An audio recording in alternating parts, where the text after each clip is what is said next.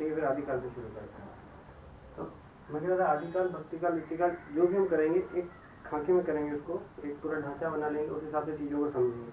तो पहले हम उसकी मेन चीज़ें देखेंगे, इसमें हमें पढ़ना क्या क्या है। मैं आपको हिंट देते हुए चलूँगा। जैसे कि कोई भी हम काल पढ़ेंगे तो उसकी पृष्ठभूमि पढ़ लेंगे, किस पृष्ठभूमि में उस काल का उदय हुआ है, क्या चीज़ें रही हैं। इसके बाद हम देखेंगे नामकरण एवं काल विभाजन।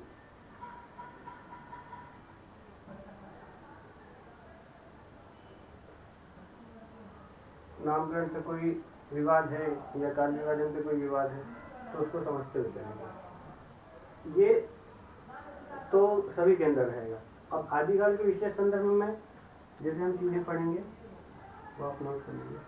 उससे ये होगा कि आप जैसे ही इसको देखेंगे, इस फ्लो चार्ट को एक बार आप देख लेंगे माइंड में उसको, तो आपके दिमाग में क्लियर हो जाएंगे कि ये टॉपिक हम कवर करने वाले हैं। जब आप लिखेंगे तब भी आपके दिमाग में ये होना चाहिए। तो ये ना हो कि आप किसी एक पोर्शन पे ज़्यादा लिख दें और एक पोर्शन बिल्कुल ही छूट जाए। नाथ साहित्य, सिद्ध साहित्य,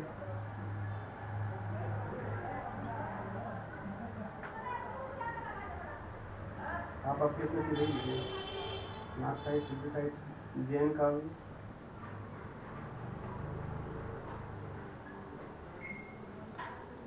आपका हो गया रासो काव्य,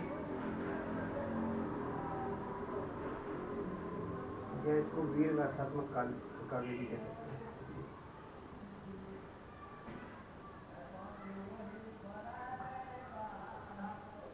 हालांकि रासो काव्य में वीर गाथा के अलावा दूसरी चीजें भी आती है, पर हम इनको साथ में यहाँ पे समझेंगे। इसके अलावा फिर हम देखेंगे इस काल के कुछ प्रमुख कवियों का परिचय, और फिर ये जो सारी चीजें पढ़ेंगे हम, उसके आधार पे ही हम प्रवृत्तियां ड्रॉ करने की कोशिश करेंगे। उसकी क्या साधारण प्रवृत्तियां हैं उस काल में। तो इस तरीके से हम आदिकाल पढ़ेंगे। भक्तिकाल पढ़ेंगे तो भी हम वही देखेंगे क्या पृष्ठभूमि उसकी, नामकरण, काल विभाजन किस तरीके से हुआ। उसके अंदर फिर और चीजें होंगी, जैसे भक्तिकाल में हम पढ़ेंगे निर्गुण, सगुण, राम भक्ति, कृष्ण भक्ति, तो वो उसकी चीजें पढ़ेंगे। पर उसके अंदर भी प्रमुख कवि उसी तरीके से, और फिर उसकी क्या प्रवृत्ति है वो देखेंगे। तो ये आपके दिमाग में रहेगी चीजें क्लियर। एक बार में देख के आपको समझ पड़ जाएगा कि हमें क्या क्या चीजें कवर करनी है। थोड़ी पृष्ठभूमि पर चर्चा करेंगे। काल विभाजन तो आप इसका आपको पता ही है, जो मान्य है 1000 से 1400 ईस्वी।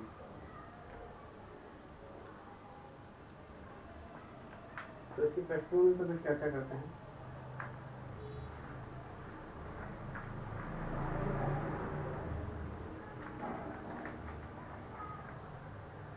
आदिकाल का हम समय देखते हैं 1000 से 1400 ईस्वी तक।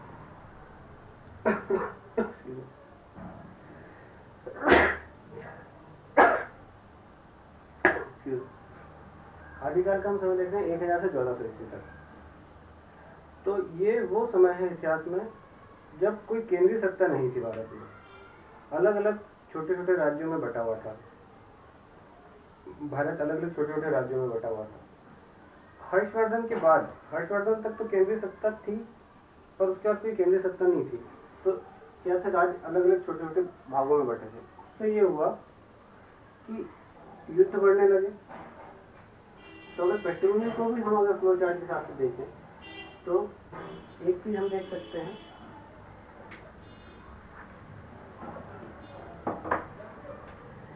कि कोई भी केंद्रीय सत्ता नहीं थी।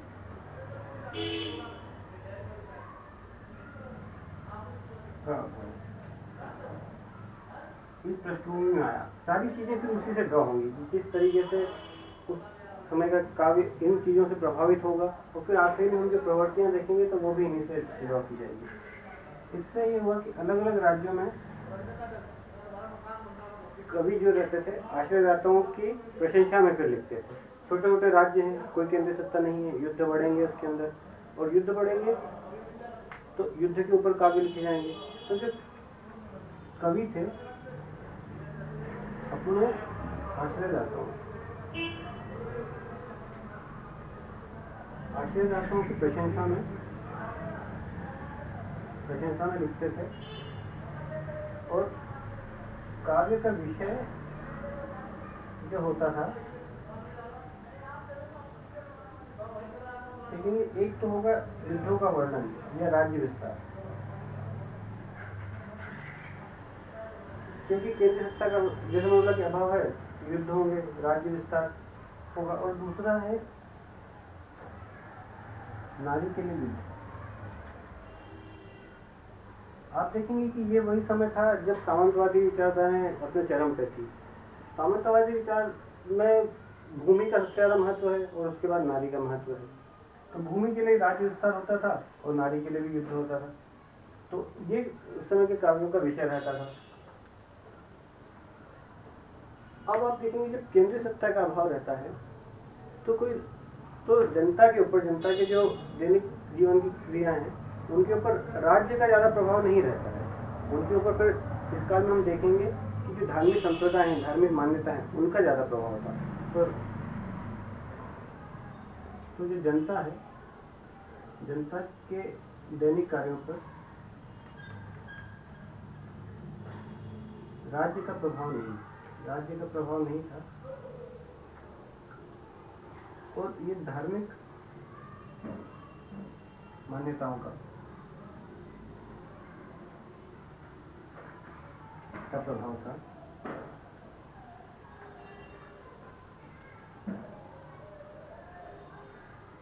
अब देखेंगे कि हमने जो अभी देखा था आदिकाल के अंदर, नाथ पढ़ेंगे हम, नाथ साहित्य, सिद्ध साहित्य पढ़ेंगे, जैन साहित्य पढ़ेंगे। तो ये क्या है? जैन साहित्य, नाथ साहित्य, सिद्ध साहित्य, ये सारे अपने धार्मिक मान्यताओं के प्रचार के लिए जो साहित्य लिखा गया है वो है।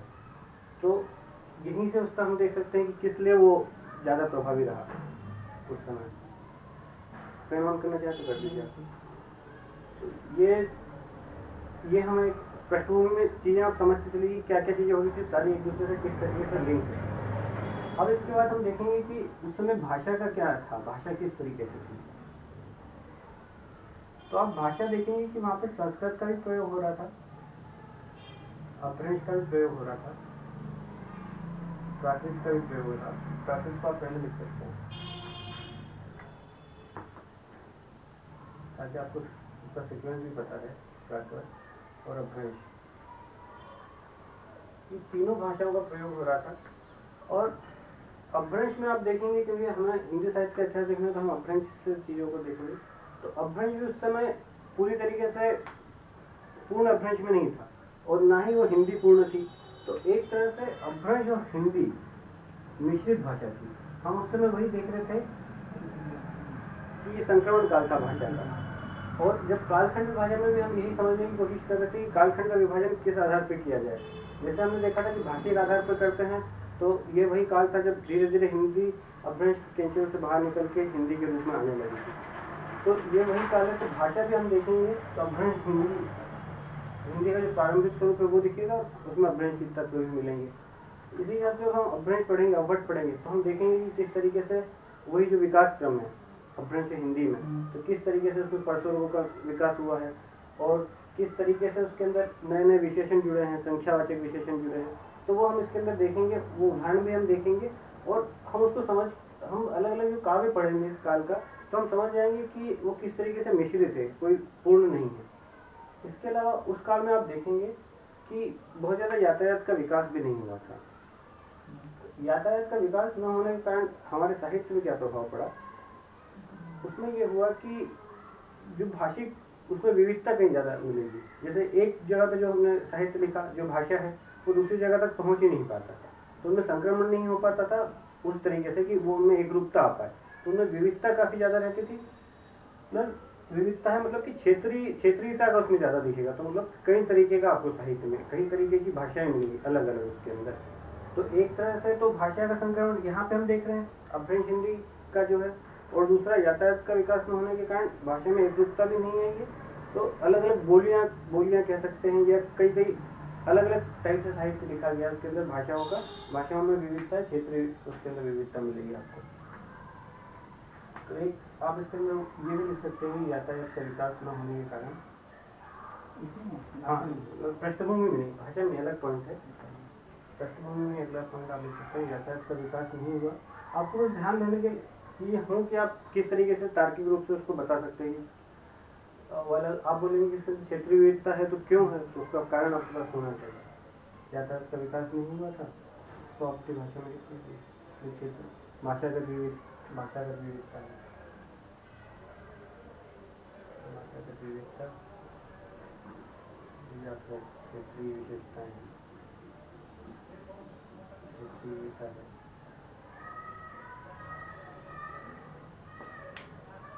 तो ये पृष्ठभूमि थी हमारे आदिकाल की 1000 से 1400 ईस्वी के में जो चीजें हो रही थी। इसमें अब देखिए 400 साल का हमने समय लिया है। तो 400 साल में जब आदिकाल के अंत में देखेंगे कि वहाँ पे विद्यापति भी आपको मिलेंगे। जो विद्यापति के बारे में हमने देखा था कि विद्यापति के काव्य पर भी हमने शुक्ल जी और द्विवेदी जी के मध्य में अंतर देखा था कि कुछ उनको धार्मिक रचनाएं मानते हैं, कुछ मानते हैं श्रृंगारी के। तो जो विद्यापति की चर्चा करते थे हम आदिकाल के जो संधि समय है उसका भक्ति काल में प्रवेश करेंगे तो वहाँ पे वो आपको खड़े मिलेंगे विद्यापति। कई सारे कवि आपको इसके अंदर विशेष तरीके से मिलेंगे, अमीर खुसरो से लेके हेमचंद्र और सारे। तो ये पूरी पृष्ठभूमि है आदिकाल की कि जिस पृष्ठभूमि में पूरा आदिकाल का साहित्य लिखा गया है। अब हम देखते हैं कि नामकरण और कालखंड। तो नामकरण और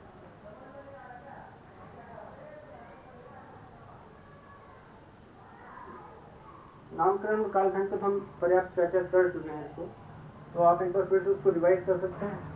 हल्का सा मैं आपको बता देता हूँ एक बार। नामकरण में जैसे कई सारे नाम इसके लिए थे, जैसे इसके लिए था आपके लिए शुक्ल जी ने वीर गाथा काल कहा था, वीर गाथा काल कहा था। राहुल सांकृत्यायन ने सिद्ध सामग्री काल कहा था। ग्रेयरसन ने चारण काल कहा था इसको।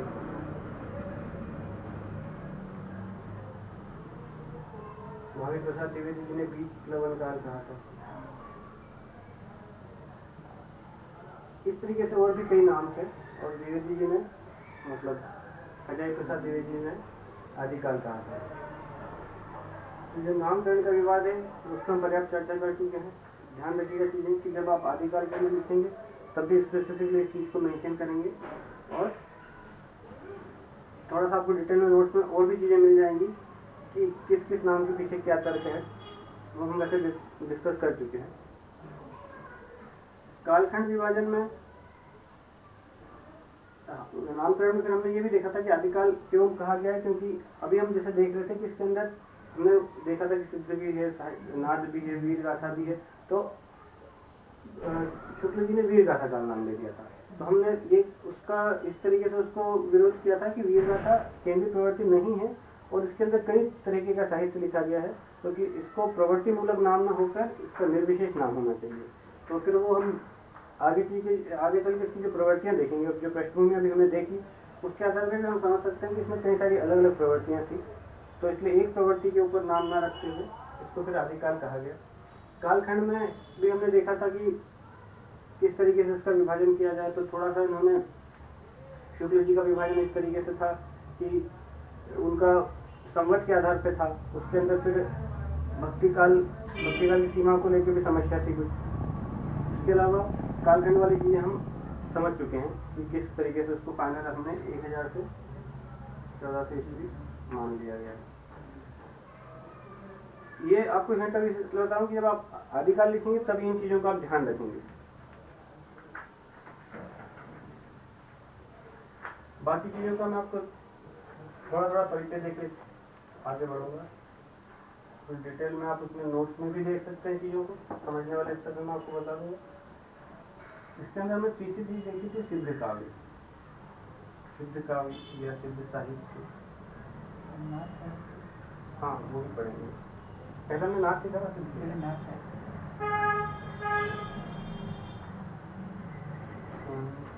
आप सिद्ध पढ़ेंगे क्योंकि दोनों उसके अंदर है, फ्लो में है, मतलब कंटिन्यूएशन में है। तो हम देखेंगे एक बार।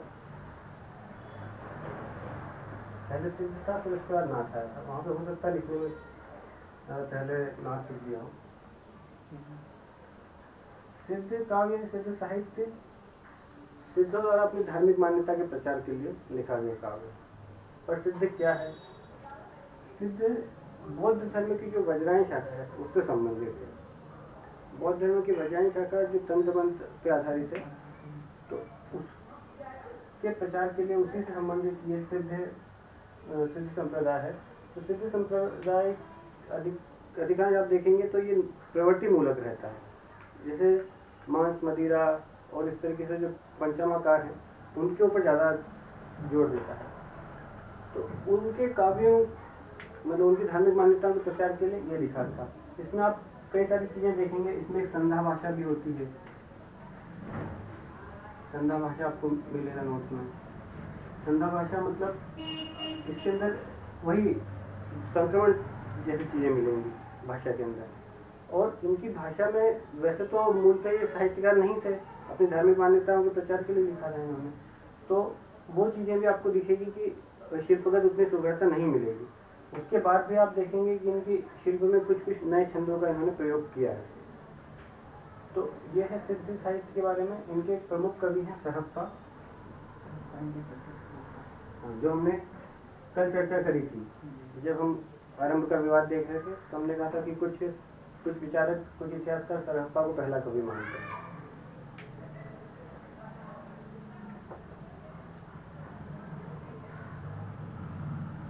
इसके बाद सिद्ध के बाद हमने देखा था नाथ। और भी चीजें हैं, आपको नोट्स में मिलेगी। मैं सिर्फ आपको थोड़ा सा हिंट करते चल रहा हूँ ताकि चीजें आदिकाल की कवर कर ले, क्योंकि आदिकाल में फिर इस तरीके से काफी ज्यादा लंबा हो जाएगा। फिर भक्ति का काफी सारी चीजें कवर करनी है। मेन चीजों पर मैं आपको हिंट करते चल रहा हूँ, तब कि आप फिर देखेंगे उसके अंदर सिद्ध तो आपको समझ में आ जाएगा कि हाँ ये उससे संबंधित चीजें हैं। नाथ साहित्य आप देखेंगे तो ये एक तरह से सिद्ध का ही विकसित रूप है। नाथ साहित्य जो नाथ संप्रदाय है, इन्हीं का जो नाथ संप्रदाय की धार्मिक मान्यताओं के प्रचार के लिए लिखा गया साहित्य है वो नाथ साहित्य है। इसलिए सिद्ध मैंने जैसे आपको बोला था कि वो प्रवृत्ति मूलक था, प्रवृत्ति पे ज्यादा जोर देते थे। तो धीरे धीरे उनके अंदर था तो हालांकि वो भी धार्मिक मान्यताओं के खिलाफ, धार्मिक जो उस समय की जो वैष्णव मान्यता थी उस तरीके से जाति प्रथा, वर्ण व्यवस्था, इनके खिलाफ था वो। तो वो चीजें तो उसमें ठीक थी, पर अपने ही अंदर उसमें कई सारी ऐसी कमियां आने लगी और वो बहुत ज्यादा भोग विलास में डूबे रहने लगे। तो इसके बाद क्या हुआ कि सिद्धों के ही जो आखिरी गुरु कह सकते हैं मच्छिंद्र नाथ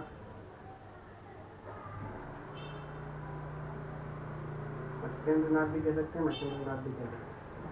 आपको ये चीजें यहाँ पे कई सारी मिलेगी नाम के अंदर जो एकता टाइप से विरोध करे। तो मच्छिंद्र नाथ थे,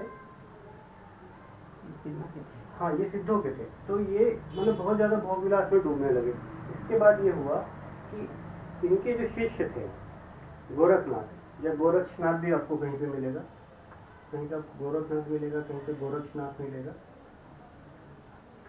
तो इन्होंने अपने गुरु के भोग विलास में डूब गए, तो उनके विरोध में ये नया संप्रदाय शुरू किया था, नाथ संप्रदाय। इन्होंने कहा था बाघ मच्छिंद्र गोरख आया। ये आप लिखेंगे क्योंकि आपको ये कई बाद में धीरे धीरे इसी तरीके से कविता की लाइनें मिलेगी। अब यहीं आप अभ्रंश में किसी चीज का उदाहरण देंगे, आदिकाल में उदाहरण देंगे।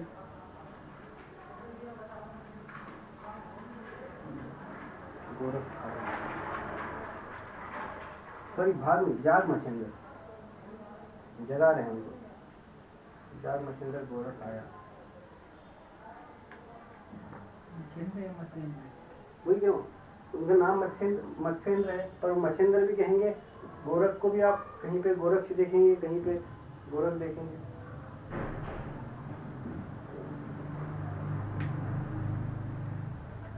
तो इस तरीके से इनका भी साहित्य लिखा गया था। इसके बाद आदिकाल में एक दूसरा साहित्य हमने देखा था, वो था जैन साहित्य।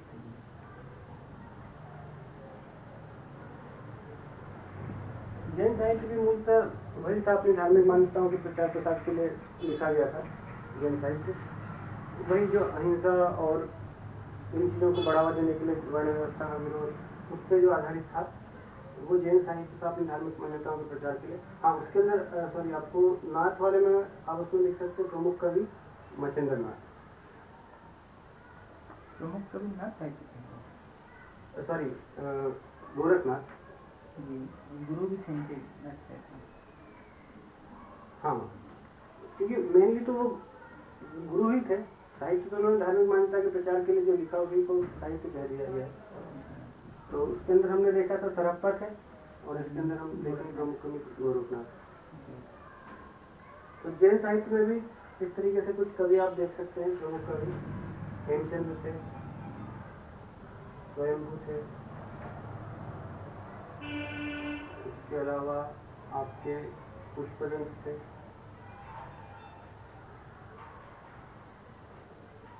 ब्रंश में ही लिखा गया है ये। और इन्होंने जिस तरीके से अपने साहित्य को लिखा, तो कुछ चीजें जो वैष्णव मत की थी वो अपने जिन्होंने की जो रामचरित्र है, रामचरित्र भी लिखा है। तो इसी कारण जो स्वयंभू ने लिखा है, इसके लेखन के कारण स्वयंभू को अपभ्रंश का वाल्मीकि कहा जाता है। स्वयंभू को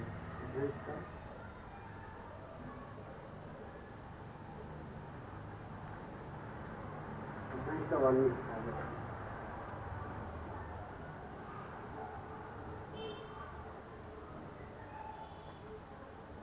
अधिकतर जैन कवि ने जैन साहित्य ही लिखा है, पर हम देखेंगे कि कुछ जैन कवियों ने रासो साहित्य भी लिखा है। तो अपभ्रंश का वाल्मीकि कहा जाता है स्वयं को। वाल्मीकि के ये देख लीजिए आप इस तरीके से लिखते हैं।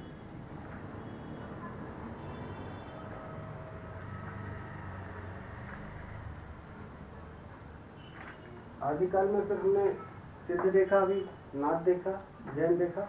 इसके बाद हम देखेंगे रासो साहित्य या वीर गाथात्मक।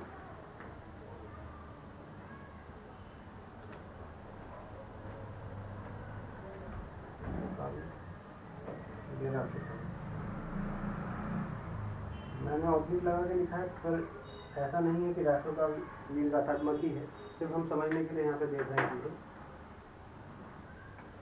अब हमने देखा था कि शुक्ल जी ने तो आदिकाल का नाम ही वीर गाथा काल रखा था, तो उनके अनुसार इस काल में वीर गाथा काव्य ज्यादा रचा गया था। पर उसका कारण हमने ये भी देखा था कि उन्होंने जो धार्मिक साहित्य था उनको साहित्य माना ही नहीं था, तो उनके अनुसार यही साहित्य रचा गया था, इसी कारण उनको वीर गाथा काल कहा गया था। रासो साहित्य, रासो शब्द के ऊपर विद्वानों में मतभेद से कई तरीके से नाम इसके सुझाए गए हैं।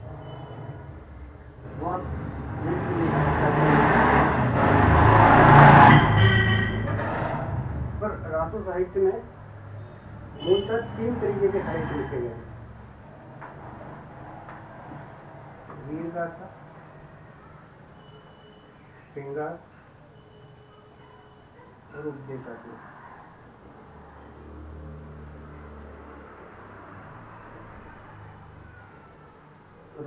रासो साहित्य में 3 तरीके के साहित्य लिखे गए हैं। रासो शब्द पे मत है कि नहीं, विद्वानों में अलग अलग इसके अर्थ लगाए जाते हैं उत्पत्ति संदर्भ में, पर 3 तरीके से लिखे गए हैं। वीर गाथा, श्रृंगार, उपदेशात्मक। जैसे पृथ्वीराज रासो है, देव रासो है, कीर्ति पताका है, कई तरीके के चीजें हैं। जो हमने देखा था कि युद्ध का वर्णन है, सामंती मानसिकता है, तो वो आपको इस साहित्य में ज्यादा दिखेंगे।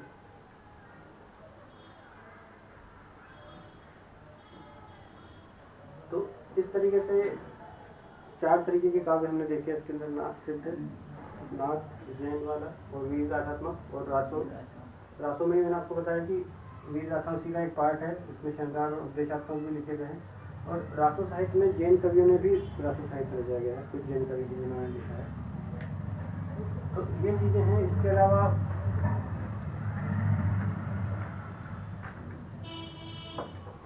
अभी तो नहीं, पर हम इसके अंदर से कुछ प्रमुख कवि, अभी तो हमने अलग अलग देखे थे, अलग अलग काव्यों के, तो इसमें कुछ प्रमुख कवियों के बारे में हम थोड़ा सा डिटेल में देखेंगे। जैसे हेमचंद्र के बारे में देखेंगे, हेमचंद्र जैन काव्य के कवि हैं। उसके बाद हम अमीर पुत्रों के बारे में देखेंगे।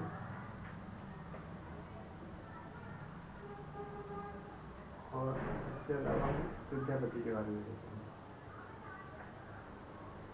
धीरे धीरे मैं बहुत ज़्यादा फास्ट नहीं करने की कोशिश कर रहा हूँ यहाँ पे, क्योंकि चीज़ें आपको धीरे धीरे क्लियर हो जाए, याद मतलब लिंक कर लें आप कि हाँ ये कवि हैं, आदिकाल के हैं, इस तरीके की चीज़ें। और इसके बाद से हमने जो सारी चीज़ें पढ़ी है उसके आधार पर हम प्रवृत्ति इसकी देखेंगे कि क्या प्रवृत्तियाँ नहीं है, वो आप खुद ही ड्रॉ कर सकते हैं जब हम पूरी चर्चा कर लेंगे। और अभी भी हमने जो पृष्ठभूमि देखी है उसके आधार पर भी आप कुछ प्रवृत्तियाँ इसकी देख सकते हैं कि भाषा का संक्रमण था, इसमें धार्मिक साहित्य भी रचा गया था, इसके अंदर युद्ध का वर्णन अधिक था, नारी की स्थिति अच्छी नहीं थी साहित्य के अंदर। तो इस तरीके से कई सारी चीज़ें हम देखेंगे प्रवृत्ति के अंदर। तो आदिकाल वाला ये अभी हम खत्म करते हैं यहाँ पे।